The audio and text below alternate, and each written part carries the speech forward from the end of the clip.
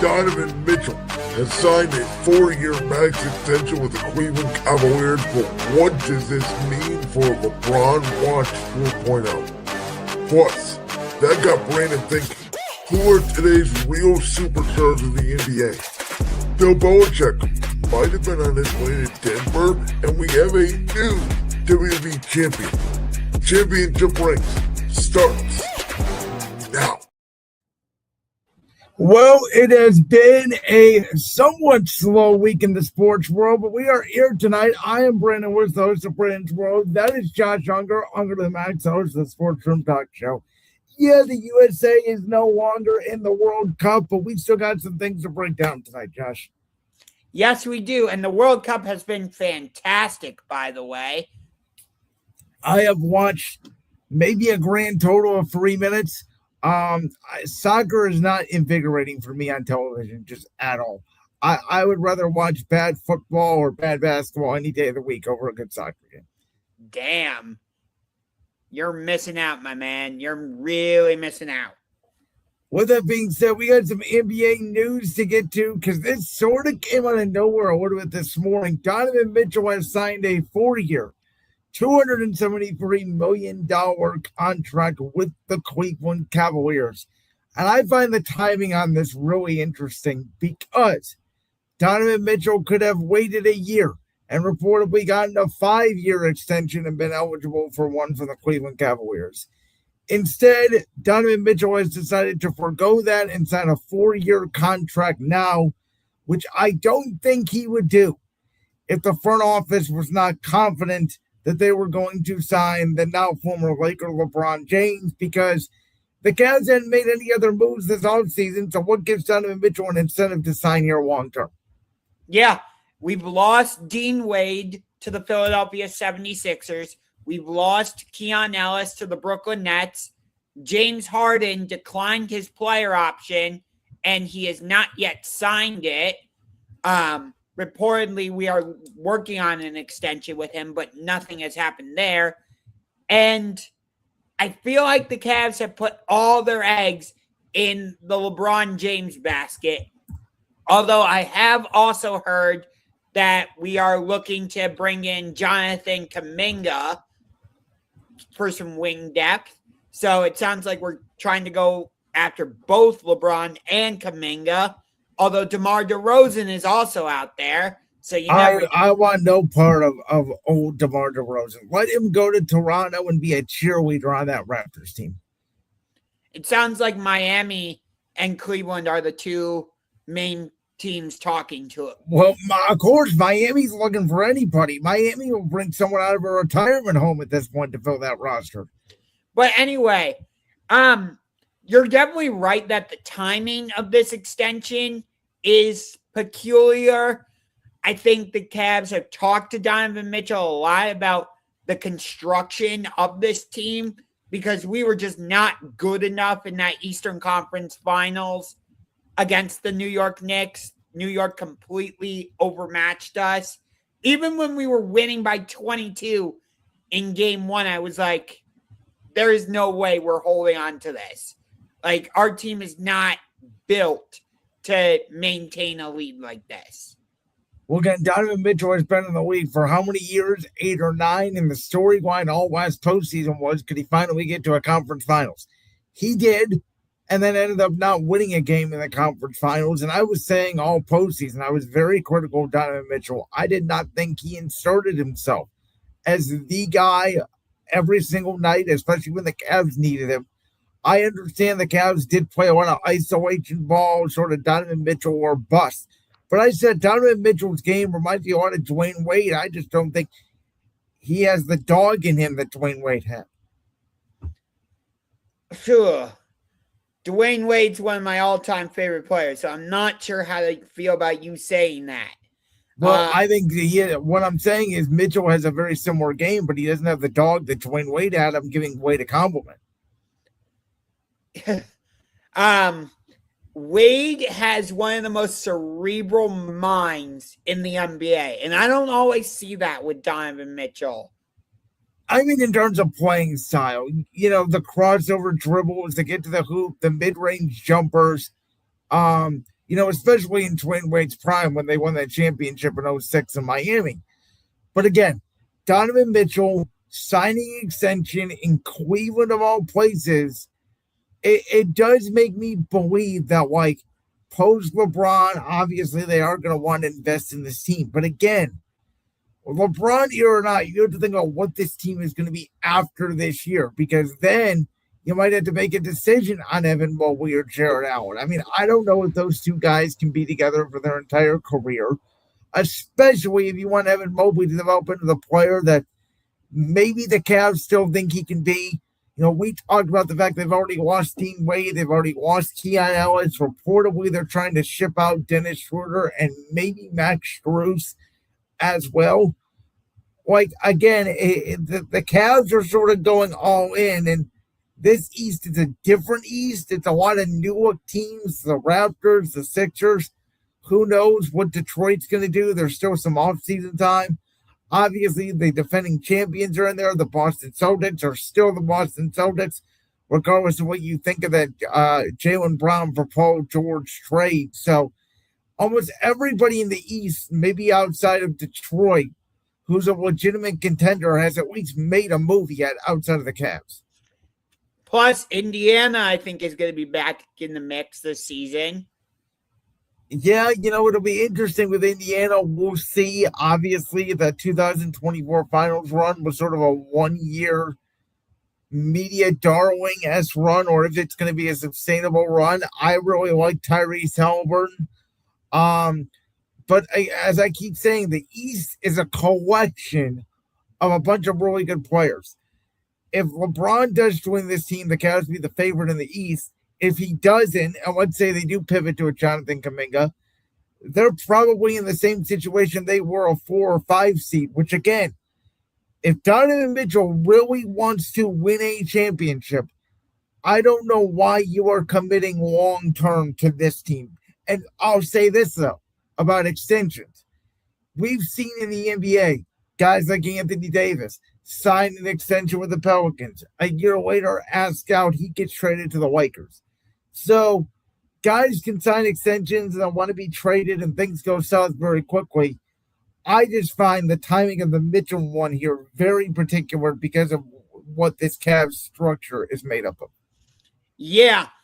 And it makes me wonder, if they bring LeBron in, is Kenny Atkinson on the hot seat? Like, you know what I mean? Yeah, I mean, I don't think you fire the coach just for, because honest to God, I believe the agreement from LeBron and Dan Gilbert is LeBron is going to play while also then transitioning over or to be a minor owner in the Cavs and potentially future majority ownership. I do believe that maybe that's what some of this is coming down to.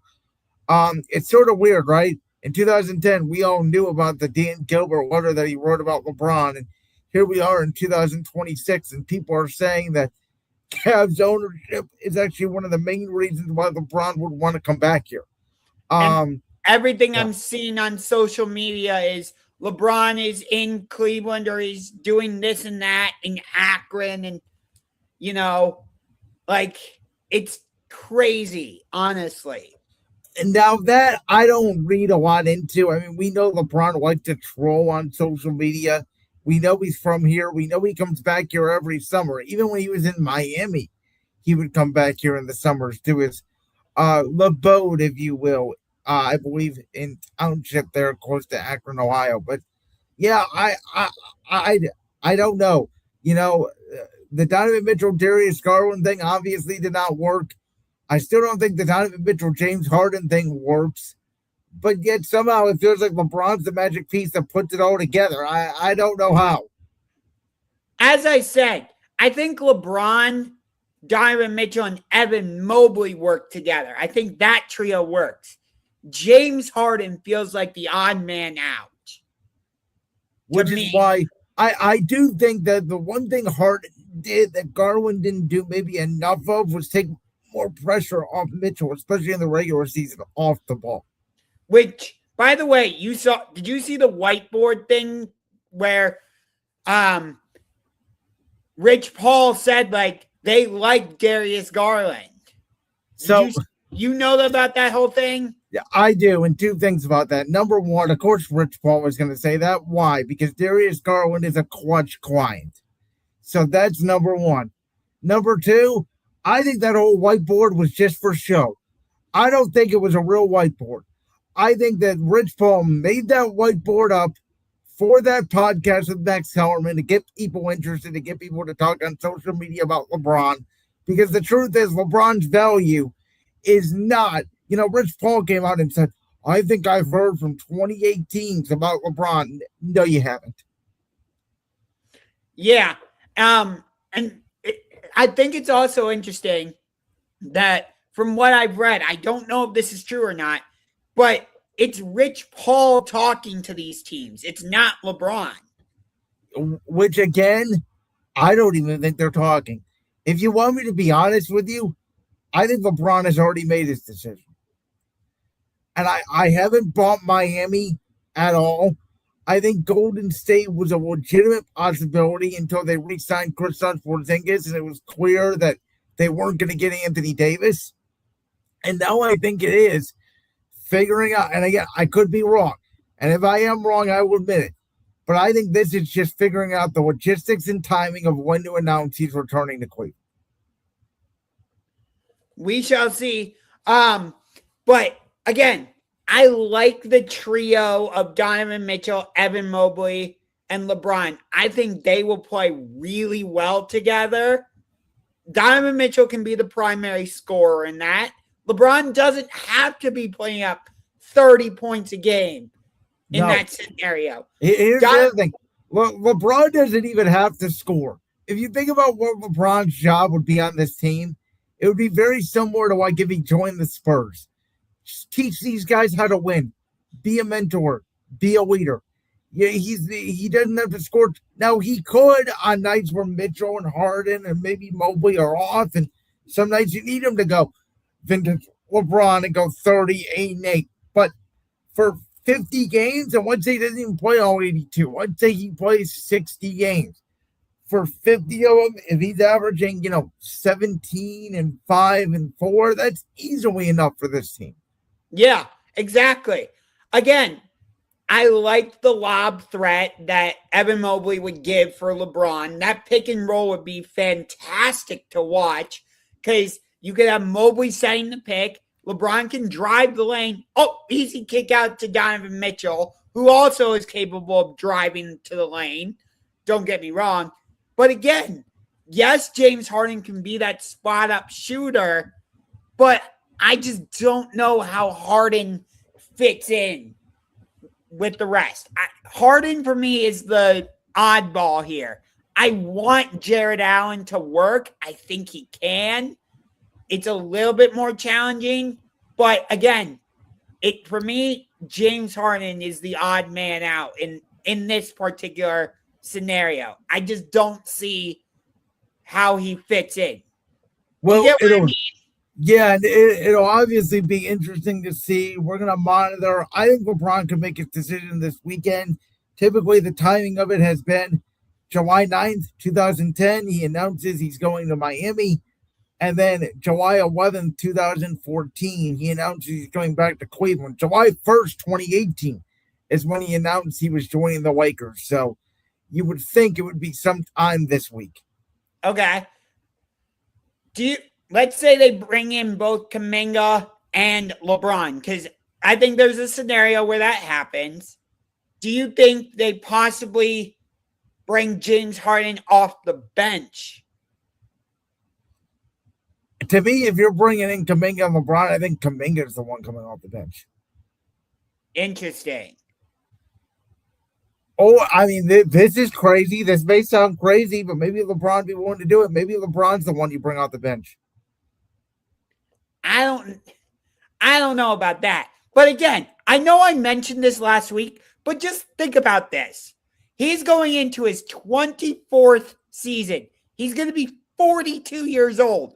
And we're having this type of conversation about not just what type of impact he would have on the Cavs if he were to come back, but we're talking about what type of impact he would have on the rest of the Eastern Conference if he were to come back.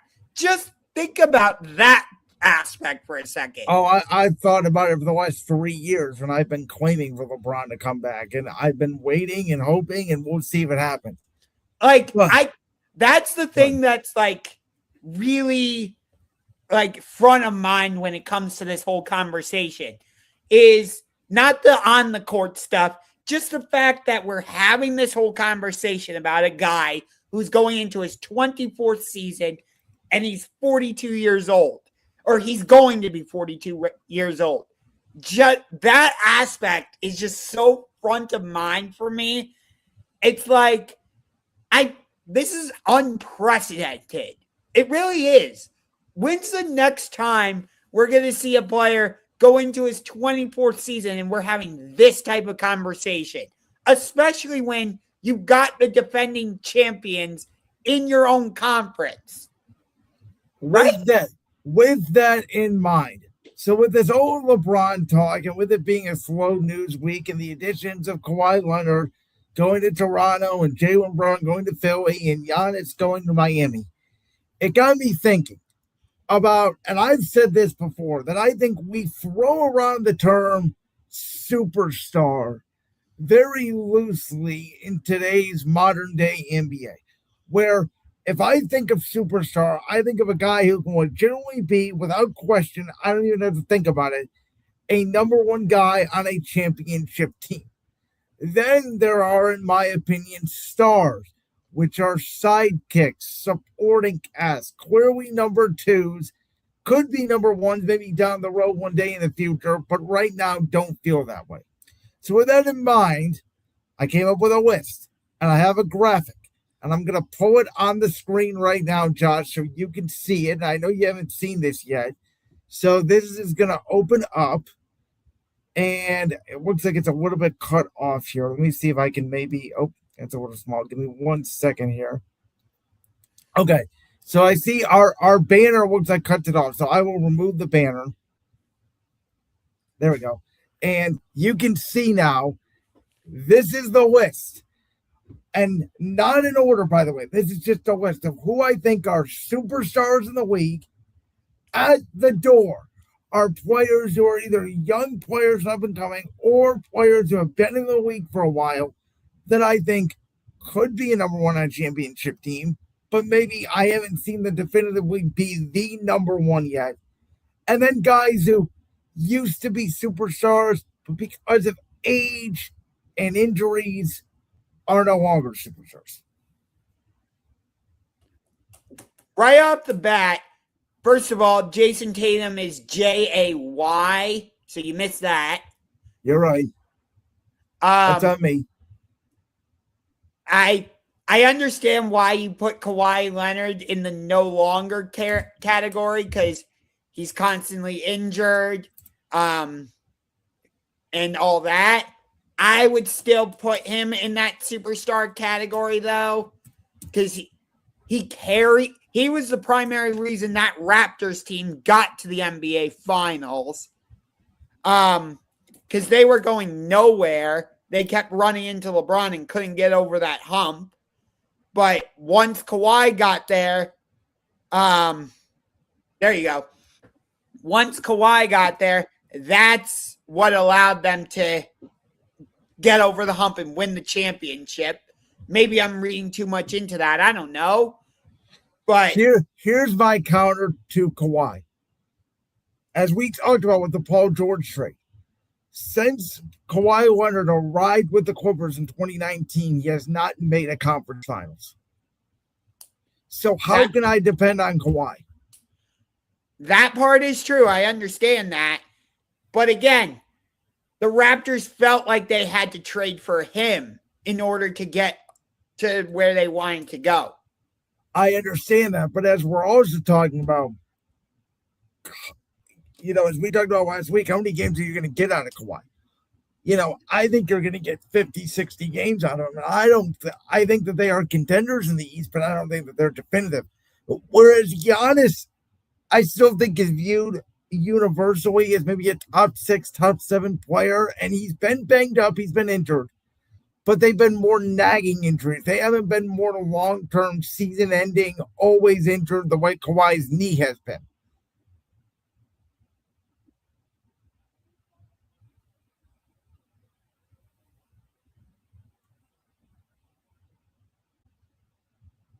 If you're speaking, you are frozen, and I cannot hear you.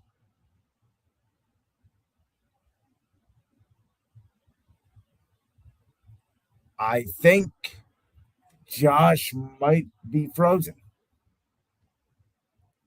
Let me see. Let's remove Josh. We're having some technical difficulties here. And yeah, Josh is no longer on the screen. So let's see if he texted me. But basically, this is a live championship rings here, folks. It's a live show on YouTube. So technical difficulties happen. My thought on this was Nikola Jokic, Victor Wembanyama, Shai Gilgeous-Alexander, Anthony Edwards, Luka Doncic, Jalen Brunson, Giannis Antetokounmpo, LeBron James, Steph Curry, Tyrese Haliburton, and Cade Cunningham is the new one I put on there because I do think he showed the ability of what a superstar is, where he carried the Detroit Pistons to that number one seed in the Eastern Conference. He was clearly their best player on a team that nobody expected to be the number one seed coming into the season. Cooper Flag, I think he's going to be a superstar in Dallas. Dylan Harper, I've already said, I think he's going to be Victor Wembanyama's running mate in San Antonio for years to come. He showed me so much in that NBA Finals series. Donovan Mitchell, we've already talked about, obviously. I think Tyrese Maxey and Jaylen Brown are very similar players. And I understand that Jaylen Brown has the ECF MVP and he has the NBA Finals MVP. But some people will still argue that him and Jason Tatum are very similar players. So I'll put them both there in the same category. Josh is now back. Welcome back. I don't know what happened. I suddenly had some type of Wi-Fi issues or something. Well, it's a live show. Things happen. So my definition of a superstar, and by the way, let me explain also why I put Cade Cunningham in the superstar list. Because I think Cade Cunningham, this postseason, put the Detroit Pistons on his back. He came down 3-1 against the Orlando Magic when he was really their one true great player. Jalen Duren had disappeared.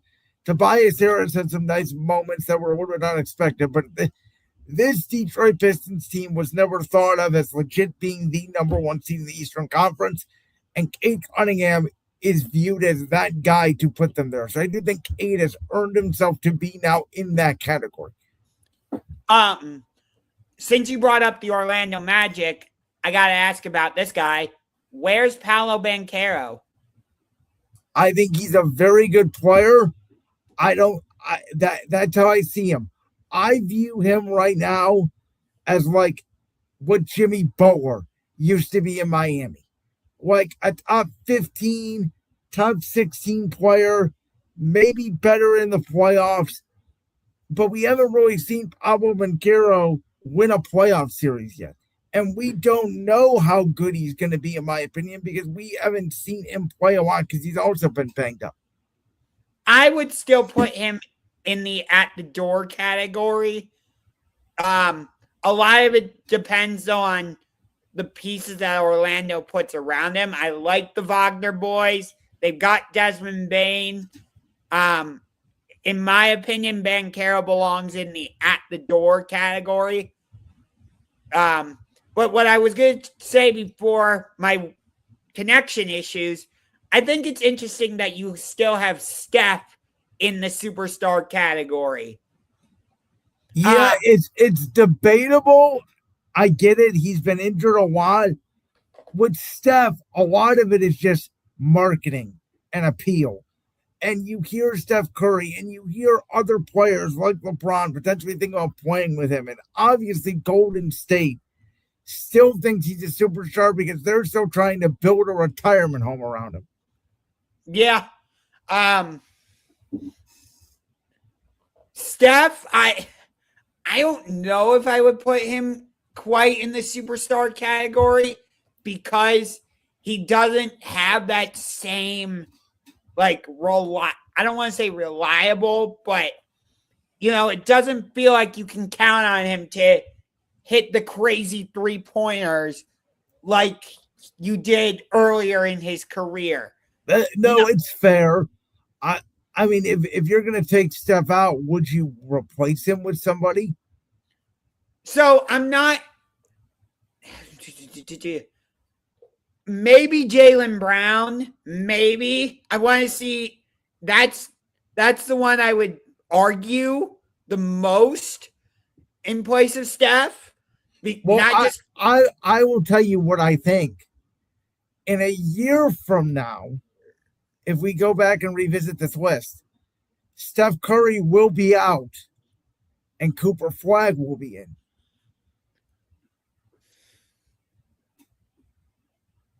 And I also think, too, a year from now, if LeBron is no longer a part of the league, take him out. Dylan Harper might be there. I do like that you have Tyrese Halliburton in there. And SGA, obviously. And again, I know these aren't in order, but for me, the other one that really stands out, I would say, and I understand your argument about Cade. I'm not quite there with him. I get your argument, but for some reason, Luka is standing out a little bit. I don't know what it is. Outside of that 2024 season where the Mavericks got to the finals, it's felt like it's been a little bit hit and miss with Luka. He'll go through stretches where I'm like, yeah, that's the superstar I know him to be. But then he'll go through these weird stretches where it looks like he's just lost. You know what I mean? I agree. I guess this is how I think about Luka. If you were to do a draft of the entire NBA, if the NBA were to completely start over like it's a video game, is Luka not going 5 or 6? No, Luka absolutely is. But at the same time, I would say of the superstars you have listed, I would say he's one of the questionable ones. Steph is a little bit questionable for me, and so is Cade to a certain degree. Okay. The point of this exercise is everybody says, oh, there's 12, 14, 15 superstars in the NBA. And my argument was always no. It's closer to 10 than it is to 15. Yeah. I want to talk about Anthony Edwards for a second, not because I disagree with you about him being a superstar, because he absolutely is. But here's my question. Has he proven to be a number one? I think yes, because he got the T-Wolves to 2 straight Western Conference Finals and just needs to learn how to win. He needs a LeBron. I think that's one of the reasons why Minnesota reportedly was interested in LeBron and his pitching, which I don't think has a chance in hell of getting him. But I think that's one of the reasons why they were pitching it, is because Anthony Edwards needs to learn how to win, and the whole team needs to learn how to win. Yeah. Because it feels like, they traded Cat because they felt like that partnership wasn't working. And then they traded, what's his name? Well, now they just traded Julius Randle. Yes. Because they feel like that partnership's not working. And I said it last week, and I'll be the first one to say it again. The LaMelo Ball partnership will not work. That's another one. Why don't you have LaMelo on this list? Because I don't trust LaMelo. I don't trust his attitude. I don't think he has the right attitude. I don't think he's a winning player. Okay. I really like the pairing of LaMelo and Anthony Edwards, but That's my biggest question with Anthony Edwards. I know what I'm going to get from him on a night-to-night basis on the court. I know what I'm going to get, and it's going to be fun to watch. Again, not questioning his place as a superstar, but is there something about him that hasn't worked with Cat, that didn't work with Julius Randle? Like, that's the part I'm having a bit of a hard time with. Here's my take on that. Both those guys are not consistent volume scorers. And needed, a second volume scorer. Now I get it. He works with Brunson because Brunson is more of a passer. Yes, he's a scorer, but he's a point guard. Anthony Edwards is a shooting guard. He's not a passer. He's a score first guy. And so I look at the construction of that Knicks team and that T-Wolves team a couple years ago as two completely different teams. Interesting. Again, not questioning Ant's place as a superstar. It's just that one aspect that has me scratching my head a little bit. Jokic, I definitely agree with. Wemby, obviously. SGA, for sure. Brunson, whether you like him or not, you can't question what he's done. Little surprised that you still have Giannis as a superstar since he hasn't been able to stay healthy and he didn't really do anything in the playoffs since winning that championship. It's debatable, but again, it's with him, LeBron, and Steph, it's more of a legacy thing at this point, and they've accomplished more over the last half decade than a guy like KD, Kawhi, Paul George. A lot of it too is leadership qualities, right? Giannis, I know is a 1A leader. LeBron, I know, is a 1A leader. Steph, I know, is a 1A leader. These guys, if they're not injured, I can count on them to be a leader. Durant is not a leader. Kawhi Leonard is not a leader. Paul George was somewhat of a leader, but was never that dominant guy, even in Indiana, since he got those injuries. Joel Embiid, you don't even know when he's going to play every night. Devin Booker has basically been lost in Phoenix for 10 years. Same thing with Damian Lillard in Portland outside of his little stop in Milwaukee. And we all know about James Harden's playoff struggles. Yes. I'm not quite there with Halliburton. I want to see how he comes back from this injury. If it were up to me, I'd put Tyrese Halliburton in at the door. Yes, he had a magical 2025 playoff run. I get it. But let me see you do it more than once. That's fair. All right. Well, let's move on then. Let's talk about this news story that broke in the NFL this morning. This is a weird one. Thankful it broke this morning, so we had something to talk about on this show. But reportedly, Sean Payton was thinking, and never did so, but he was thinking about going to Denver ownership this past season before the season started. Of course, the season where they went to the AFC Championship game. And Jared Stidham had to start because Bo Nix had that injury in the divisional round against Buffalo. But before the season started, Sean Payton was thinking about going to ownership and asking them to hire Bill Belichick for 15 games so they could allegedly go 15-0 and Bill Belichick could break Don Shula's record for most wins by an NFL head coach of all time. During that time period, Sean Payton would step down and be the assistant head coach and essentially just run the offense. And then when they got to 15 wins, Bill would be fired essentially, and Sean Payton would take back over as head coach. But reportedly, Sean never went to ownership with this idea because even he thought it would be too complicated. Yeah, I don't think that would sit well in the locker room. I really don't. That would have been a really strange dynamic. And yes, it would have been entertaining television for us as the fans. But as a player, I would not have wanted that. I want to know that I'm going to have the same coach going into every week. Well, there's a couple of different aspects of this. Number one, would Belichick have even wanted this? Would he even want his record of getting the most wins since Don Shula tainted because he joined a stacked Broncos team? And, we know about Sean Payton and Bill Belichick's relationship because they were both on Bill Parcells' staff. I don't believe together, but similarly. I know Sean Payton was with Bill in Dallas. Obviously, Belichick was the defensive coordinator with the Giants when they won the 2 Super Bowls. Belichick was coaching Lawrence Taylor. Belichick talks about how that may have been the most fun that he's ever had coaching, even during his New England days.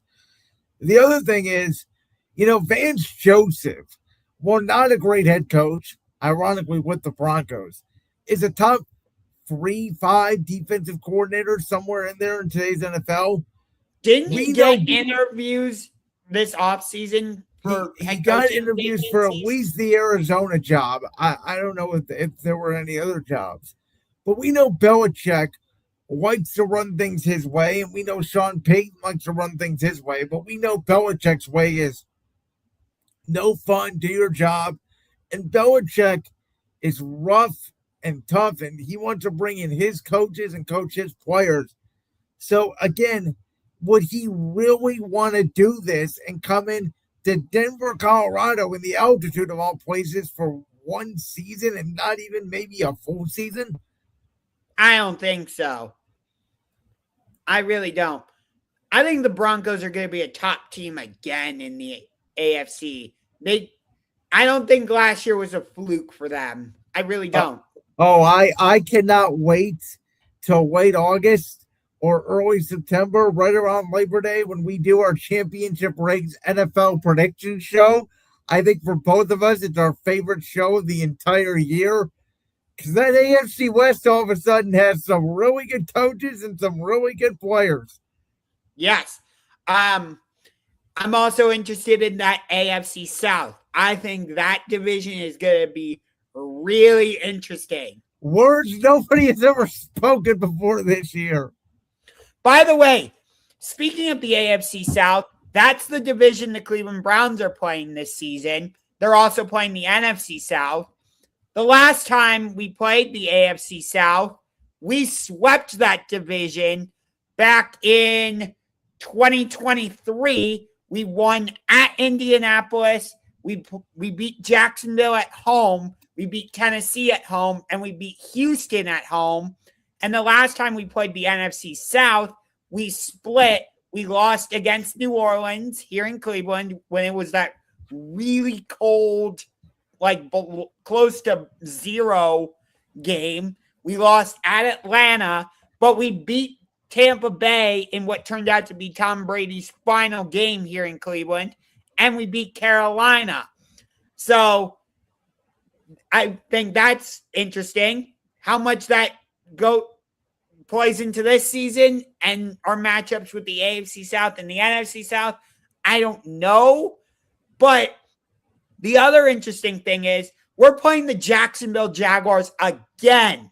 Do you realize this is our 3rd time playing the Jaguars in 4 seasons? 2nd time in 3 seasons we're playing them in Jacksonville for their home opener. The last time we played the Jaguars was in week 2 of the 2024 season when we beat them in Jacksonville to spoil their home opener. And prior to that, we beat them late in the 2023 season when Joe Flacco was our starting quarterback. And that was part of our run to make the playoffs. So very interesting that we're playing the AFC South and the NFC South again. I'm not sure how to feel about it, but there you go.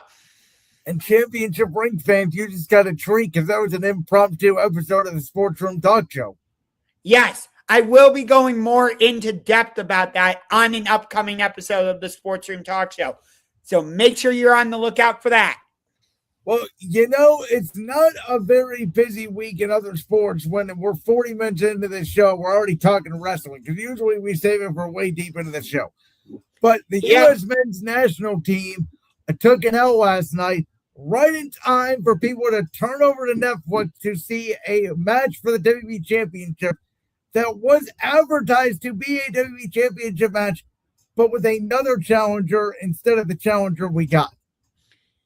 We all knew what was going to happen. There's a reason this show was in Chicago. CM Punk was going to be there one way or another. You know, like, why do we have to do Sami Zayn like that? Like, why? I wanted him to have a legit title reign.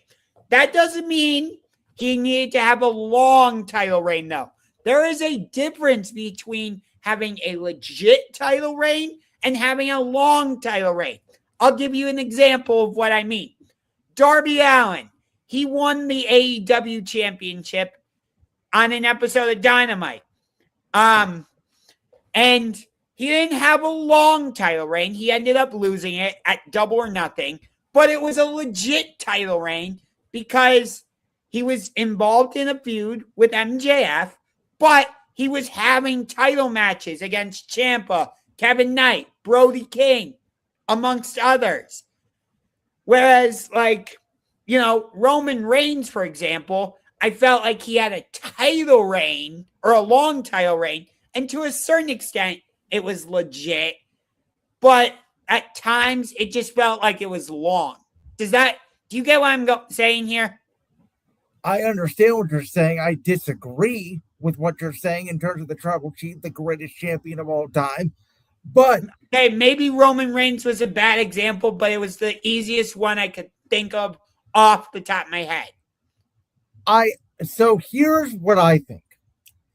So everybody has complained, including you, because this is the biggest complaint that you have told me on this show about WWE for the last year.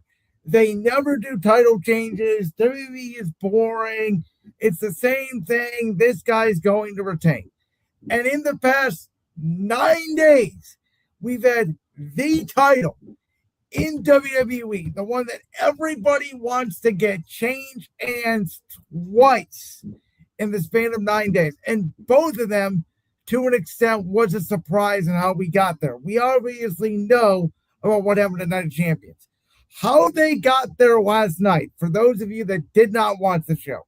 So they start with Sami Zayn backstage, and Cody Rhodes comes up to him, and Sami Zayn rightfully says, "Oh, Cody, you're going to come up here because you think you're just going to beat me again for the title because you're the golden boy, Cody Rhodes." Well, guess what? That is not going to happen. And all of a sudden, from behind, who attacks Cody Rhodes but the guy who was supposed to be suspended for attacking Nick Aldis after Night of Champions, the one and only ring general Gunther. By the way, Nick Aldis was just magically back on the show as well. Well, they also explained that as well. That's what I'm going to get to. So Gunther slams Cody Rhodes, puts him for the table, slams Cody Rhodes' head on the car door that Sami Zayn entered into the arena to. And Gunther tells Sami Zayn, "There, now take care of Cody Rhodes because he shouldn't be your problem. I should be your problem." And then, of course, Adam Pearce and him get into it, and they kick Gunther out of the building. But Nick Aldis was there, still on administrative leave, reportedly because Adam Pearce and Nick Aldis were going to have a meeting to get Nick Aldis' job back. Because, of course, throughout the whole night, Adam Pearce telling Nick Aldis he doesn't know how to run the show. And people are missing the fact this match was set up in kayfabe to happen on Raw because Adam Pearce is now the general manager of both shows while Nick Aldis is on leave. And Adam Pearce, the general manager of Raw, wants to stack Raw with the greatest matches possible. So, when this happened, I originally thought, well, is Cody Rhodes going to come out of the back of an ambulance? Are they going to send Cody to the hospital? And then he's going to come out and wrestle Sami, and then CM Punk is going to come out. But it obviously became clear once they said CM Punk or Cody Rhodes is no longer eligible to compete. Nick Aldis said, "Well, I made a phone call." And at that moment, to Josh's point, you knew, okay, this was going to be CM Punk. But in my opinion, there were still two ways they could go about this.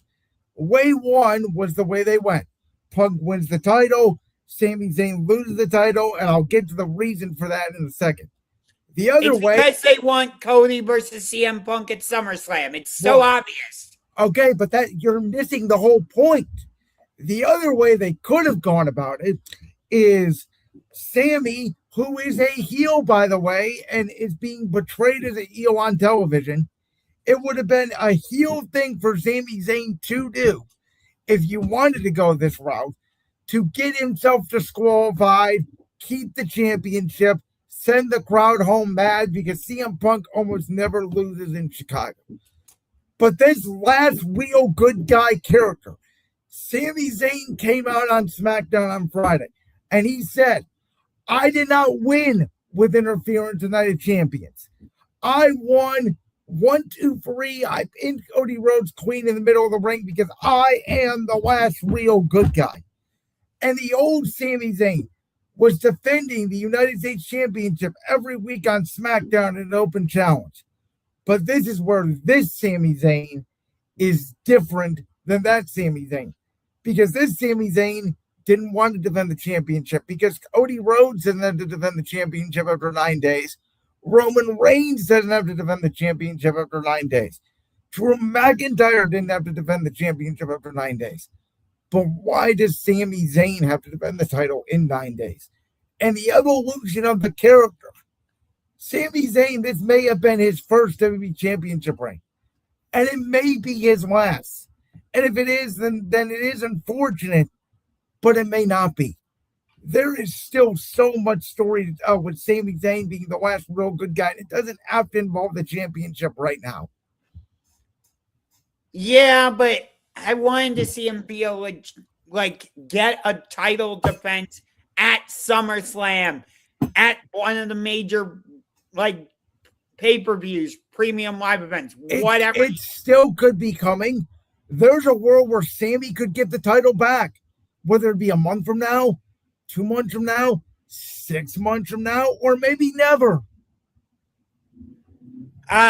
Maybe they'll do it at WrestleMania 43 in that's another possibility. What if Sami Zayn ends up winning the Royal Rumble?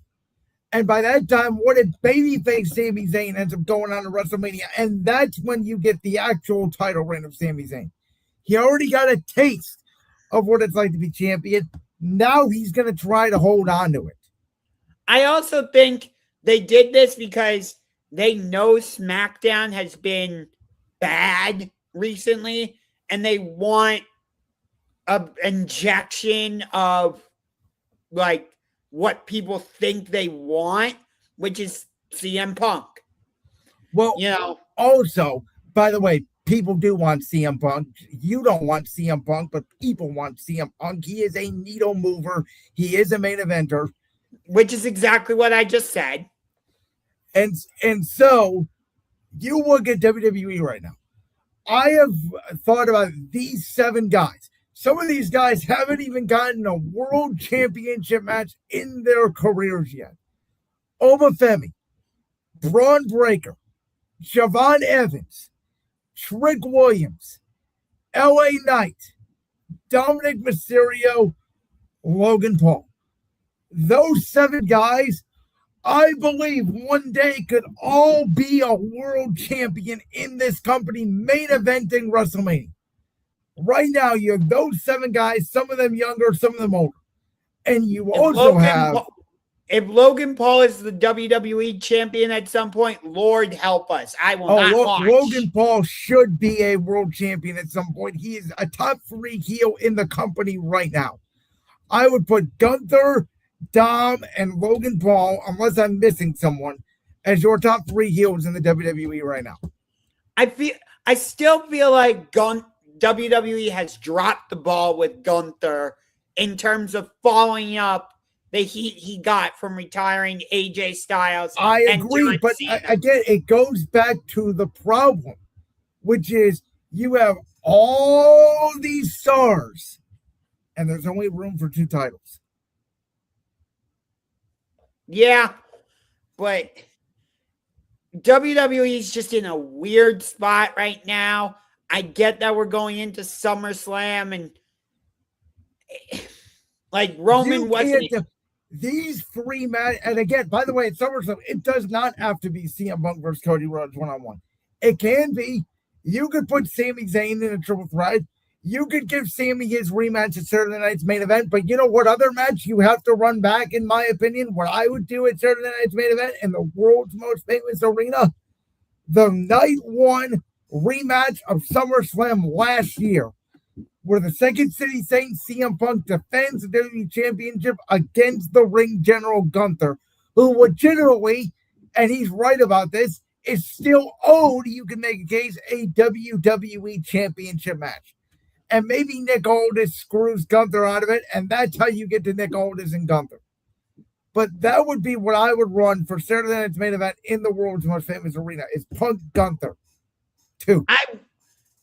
I like the card they're putting together for SummerSlam, but as of right now, there's not that one match I'm like, oh my God, I have to sit down and watch that. There's 3 of them, Josh. Roman Reigns versus your guy Seth Rollins, one last time for the World Heavyweight Championship. That's one. That's the one that's closest to being in that category for me. How about number 2? CM Punk versus Cody Rhodes in a battle of who Tony Khan misses the most. You're funny. Oh, you are so funny. Number 3, the match that I am personally looking forward to the most. Inside Hell in a Cell.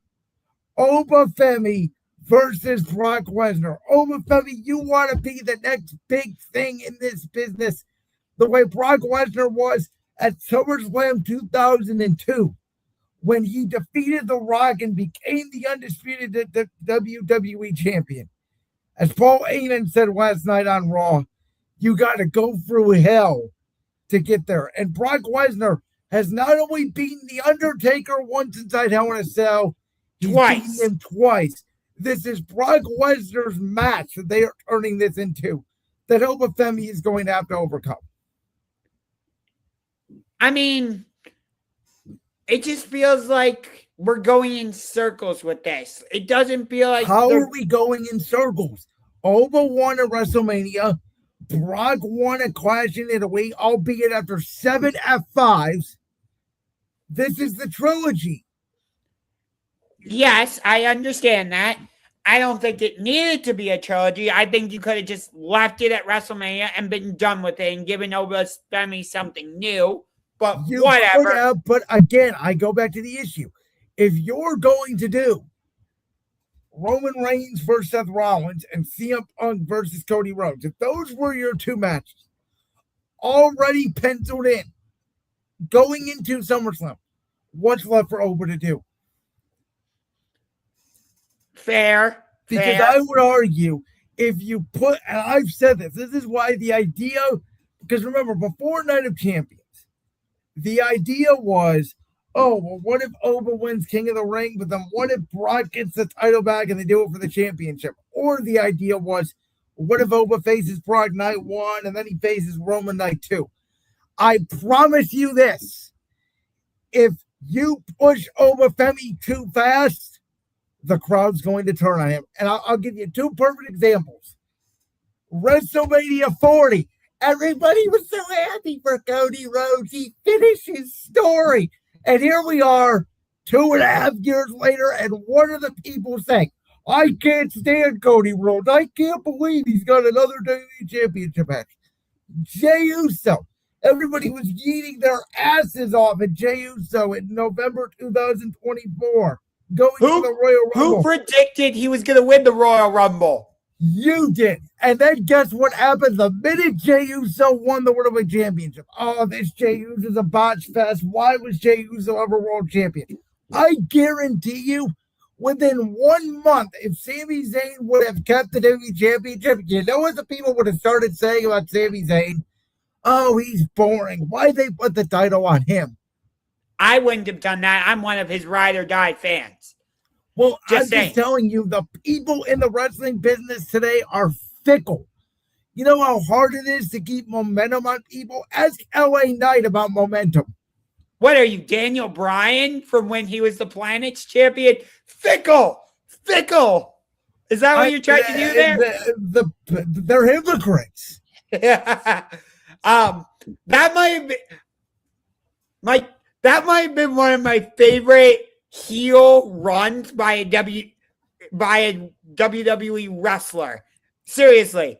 That and Seth Rollins' Monday Night Messiah character, I loved that.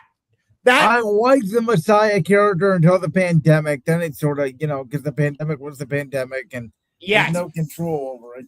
In my opinion, of the character Seth Rollins has played, that's my favorite one, is the Monday Night Messiah. I will say, and it's unfortunate, but the Seth Rollins Vision stable with him, Brunson Reed, Braun Breaker, Austin Theory wasn't in it at that point. But up until Rollins had just gotten hurt, that Vision stable was gaining momentum. And I think it would have worked. I think Seth was leaning into that Messiah character, and I think Seth would have taken that World Championship all the way to WrestleMania 42, where he would have lost it to Roman Reigns. Yeah, and now the Vision have won the tag team titles back because Maxine Dupree turned heel. Listen, you know what? If they're going to do something with Austin Theory, I mean, now's the time, right? I mean, I was never a fan of Austin Theory. We know Vince McMahon was a huge fan of Austin Theory. Obviously, the new administration is not the biggest fan. But I will say this about Theory. He's got looks. I mean, he's got physique. It's just he can't put it together. I like this tag team with Grayson Waller. It sort of ran its course a little bit. I think this is sort of Theory's last attempt here and see what they can get out of him. I wish he would play more of a baby face because I feel like that's his more natural role. Yeah, I think I don't know. The problem is there are too many good people at the top. I know. Okay. I know. You want to talk about AEW Beach Break or whatever, Beach Bash, whatever it's called. Go ahead. Yes, because we got a title change on Monday Night Raw. Are we going to get another title change tomorrow night on Dynamite? Because it is Kenny Omega versus the devil himself, Maxwell Jacob Friedman, MJF, for the AEW World Championship. And this match has the same stipulation that the Texas Death Match did at Revolution when Hangman took on MJF. If MJF wins, Kenny Omega can never challenge for the title again. It doesn't matter if MJF is the champion. It doesn't matter if Will Ospreay is the champion. It doesn't matter who the champion is. Kenny Omega can never challenge for the title again. And I think it's interesting that they're doing this match tomorrow night on Beach Break because I thought that was the whole reason they are doing Redemption, which is happening in Montreal, Quebec, Canada, which Kenny Omega is from Canada. So I thought that was going to be the whole story. The reason the World's End pay-per-view started is because MJF's world was ending. He lost the championship to Samoa Joe, and Adam Cole ended up being revealed as the devil. So MJF's world came to an end. So I thought that was the whole idea with Redemption pay-per-view. But we shall see. I have no idea what to think with this match. Are they going to have the title change? Is Hangman going to get involved and cost MJF the title? Because a lot of people are thinking that could be the direction. Plus, you have Konosuke Takeshita versus Kyle Fletcher, which is going to be absolutely bonkers for the AEW International Championship. You have Tommaso Ciampa taking on Chris Jericho. And then you have a casino gauntlet match where the winner will face Tekla at Redemption in Montreal, in which Mercedes Moné is waiting to see who the women's world champion is going to be going into All In, because she won the All In and she gets a world title match. Oh, going back to MJF versus Kenny Omega, who's Will Ospreay going to face at All In? Because he won the All In my God. That was that might have been that's match of the year. I don't know if you've gone back and watched wait, it. you wait. Was that the one against? Wait, was he facing Swerve? Yes. Is that the one where he's doing the fakest elbows I've ever seen in the history of fucking wrestling? Oh my God. Don't you dare crap on this match. Yeah. Josh, it's not real fighting. These guys, AEW is one of the best wrestlers. All of a sudden, this guy's doing this, and he's not even reacting to the fucking elbow. Like, how do you guys watch this garbage? I ask you the same thing about WWE. Garbage. You know what WWE is? We're telling stories over here. And in AEW, you guys are acting like that move shouldn't even matter. Because let's have everybody do a flip-flop on the thumbtacks. Look at us. Yay! Chip Cornette is right. The wrestling industry as a whole is dead. Because kayfabe is over. Nobody is a heel anymore. And these guys don't take wrestling seriously at all. These guys are acrobats who want to impress Dave Meltzer to get a 5-star match out of them. My God. Will Ospreay, Swerve Strickland. It was incredible. I saw it. I saw all the no-selling bullshit that was going on in that match. Oh my God. I wish Jalen was here right now. My God. Oh my God, Jalen, I wish you were here right now to back me up on this, man. Because but you want to talk about real fighting? Okay, let's get to that. So when's this match going to end? In 30 seconds? Just like the Ronda Rousey fight? They take the girl down, put her over. Everybody's so happy. Yay. So this is a rematch of UFC Fight Night from 2013, where Conor McGregor won by unanimous decision. Conor is coming back after 5 years, and he's facing Max Holloway, the former UFC featherweight champion, former BMF champion, baddest mother. I'm not going to finish that last sentence, but you can probably figure out what that last word is. But this will main event UFC 329 from T-Mobile Arena on Saturday night in Las Vegas, Nevada. It is International Fight Week. Conor we'll see how he is. You know, he was supposed to come back at UFC 303 against Michael Chandler, but that fight ended up getting canceled after McGregor suffered a toe injury. So, and the interesting thing is, this fight is going to be at welterweight, which means 170, which Conor has fought at welterweight before. I don't think Max Holloway has fought at welterweight, though. So it'll be interesting to see if he still has the same type of power and if he's able to move around the octagon in the same way. I will give a prediction on this. I think McGregor wins in a round 1 knockout.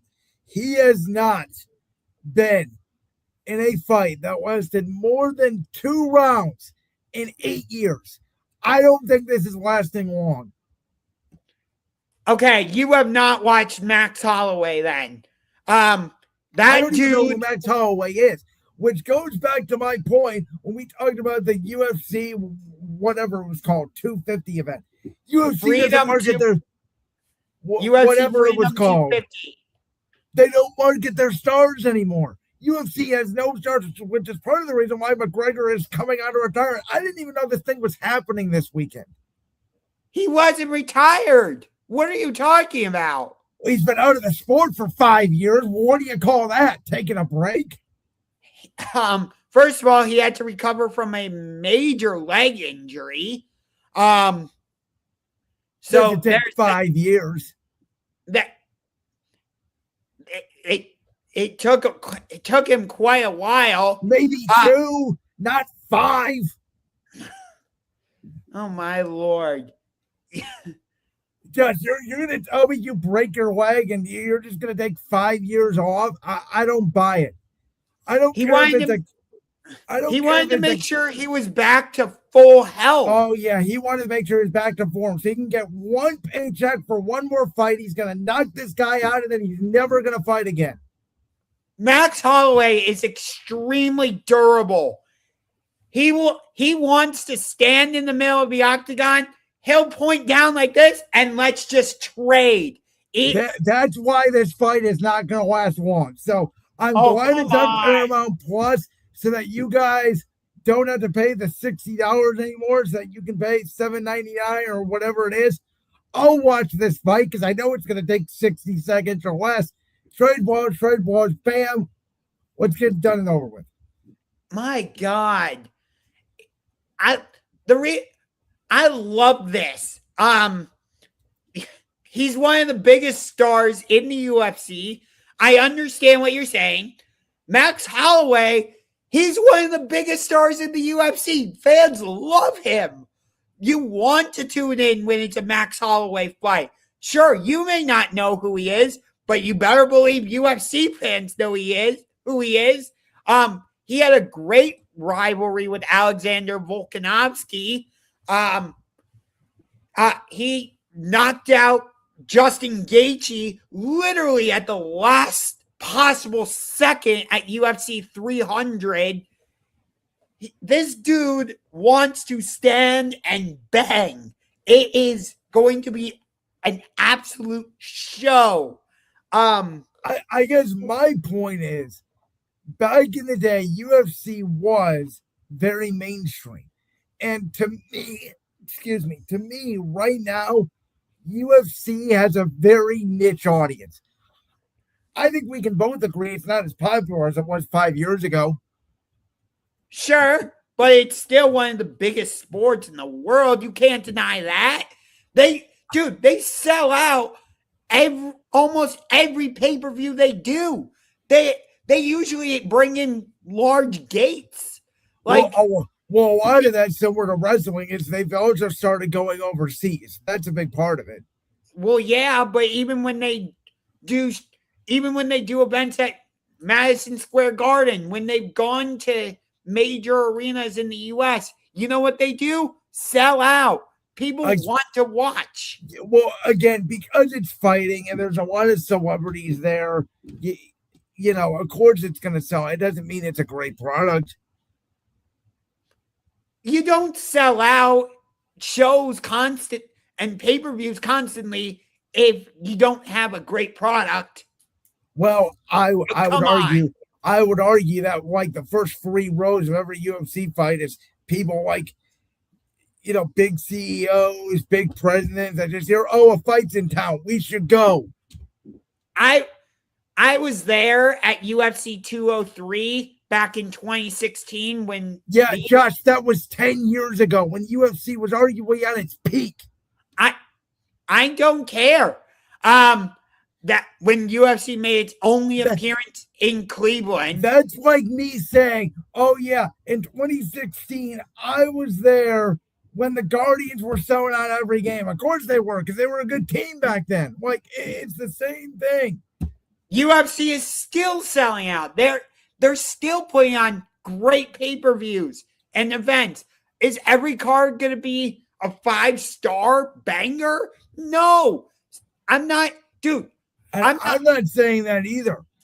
What I am saying is UFC is now a very niche audience that is leaning towards their fans, but they're not bringing in new fans.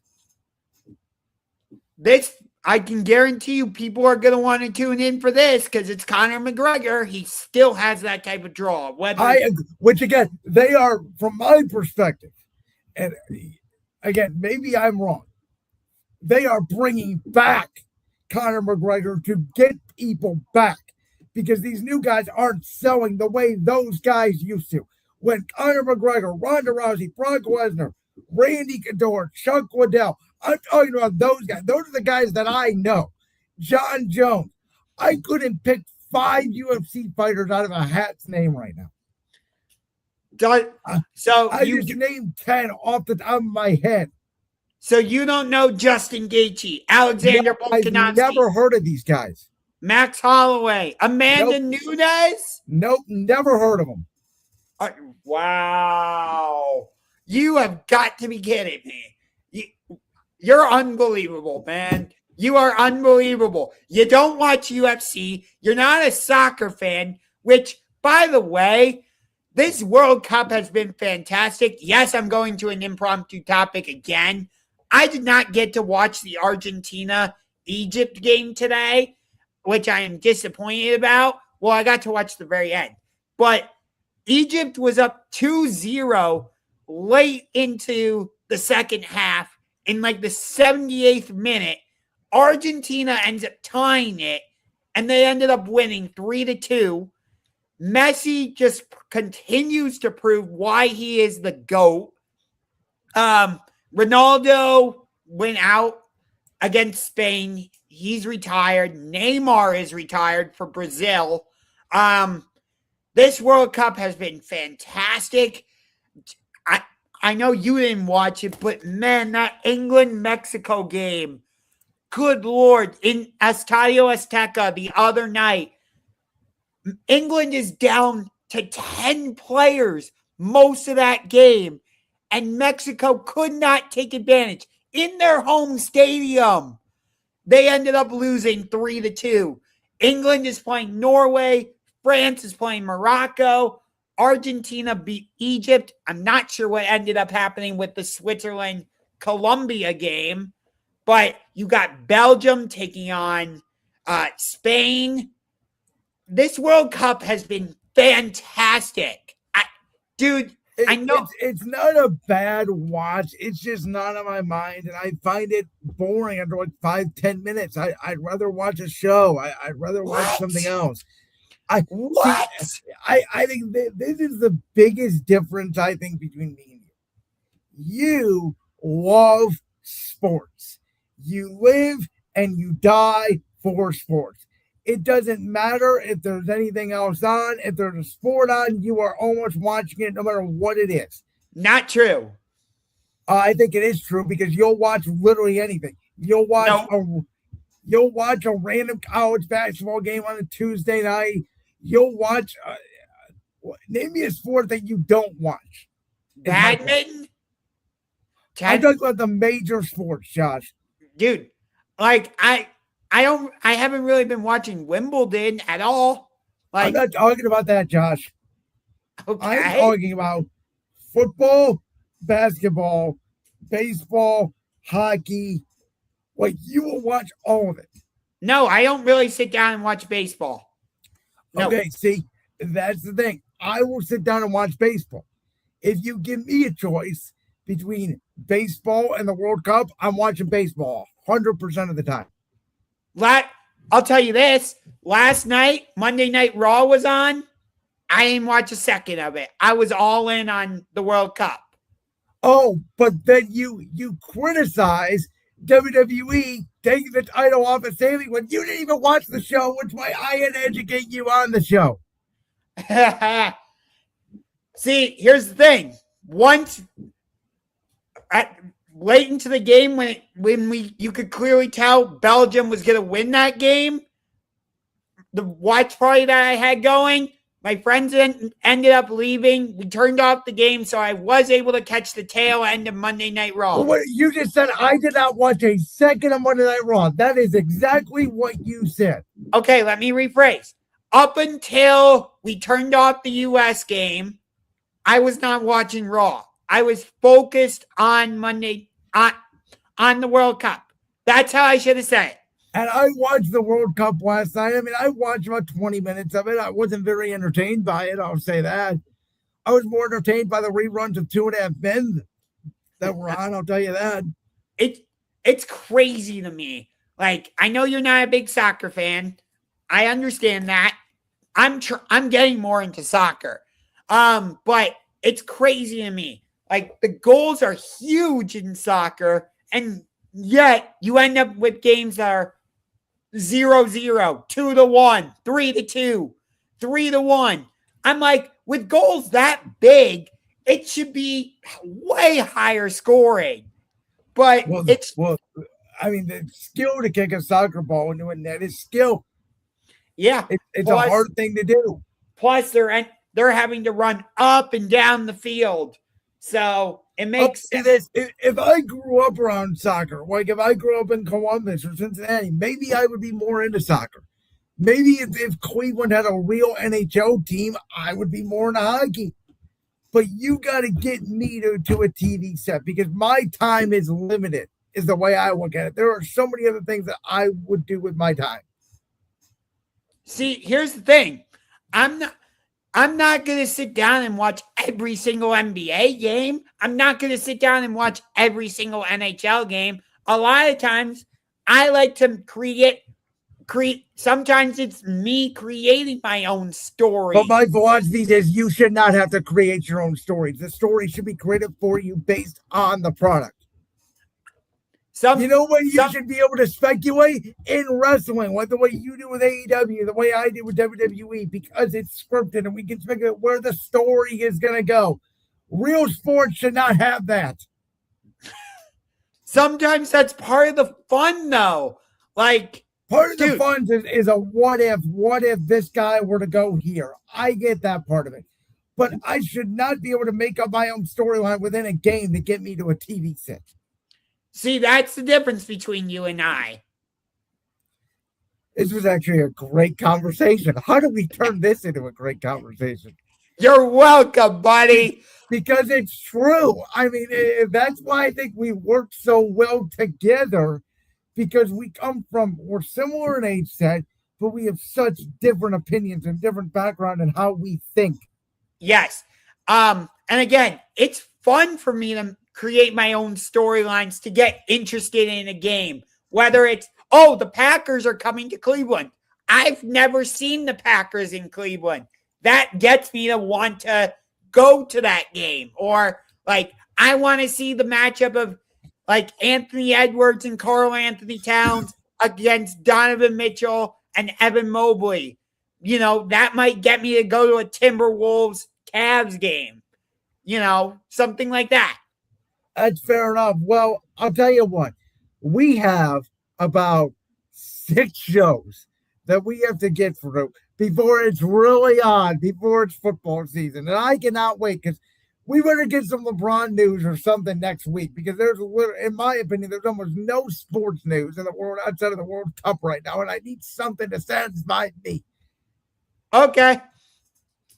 So, with that being said, you guys have a great Tuesday night. Enjoy your night. This Men Championship Rings, episode 189. Can you believe it?